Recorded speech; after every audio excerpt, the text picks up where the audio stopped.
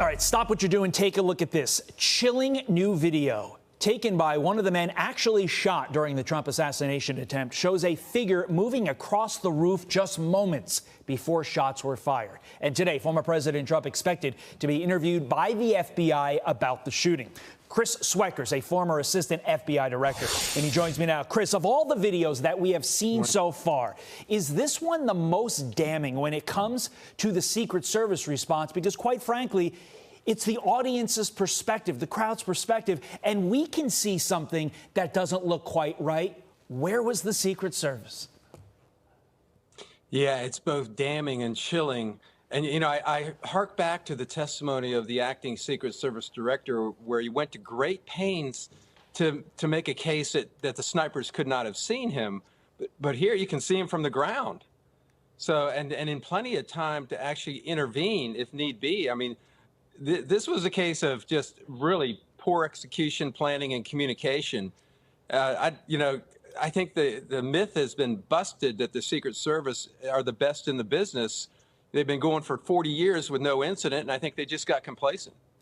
Today, FBI victim interview of Donald Trump will take place. Maybe it's me. I just think this is going to be pro forma. Correct me if you think I'm wrong. But with each passing day, the feds, the state and local, have a blame game that just seems to grow with fingers pointed at one another, grows more and more by the day. As you have studied the information that has come to you, what story do you think is the most plausible? When you look at the information, what does the real story look like to you? Yeah, I mean, first about Trump's interview, that you're right, that's a non-event. I mean, there's nothing he will add that the FBI doesn't already know. But I think the narrative here, the storyline here, writ large, is that the Secret Service got very complacent. As I mentioned earlier, they've gone 40 years with no incident. And so they're more out there posing than they are actually implementing security measures. The blame game, to me, is the only blame is on the Secret Service. When you're working interagency operations, you have to make darn sure that your local police departments and state departments are connected in to the command center. Whether they're on their own network or on the Secret Service network, it doesn't matter. There's two people from different agencies sitting right next to each other, passing information real time. That just didn't happen, but that's executive protection 101. And I just think that, that they were poorly trained and poor planning, poor execution. And you stand back, you look at the Secret Service these days, they're more investigative agency than they are a protective agency. And I think they have to reverse that. Only about 30% of their resources are doing protection. Your former agency, the FBI, has contracted an Israeli tech firm, meantime, to help get through the encryption on the shooter's devices, that according to sources.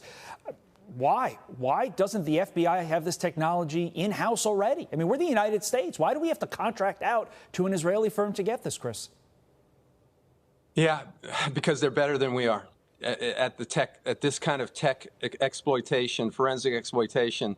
We're good, but we're not as good as the Israelis. And you got these encrypted apps that are developed overseas, developed in outside the United States.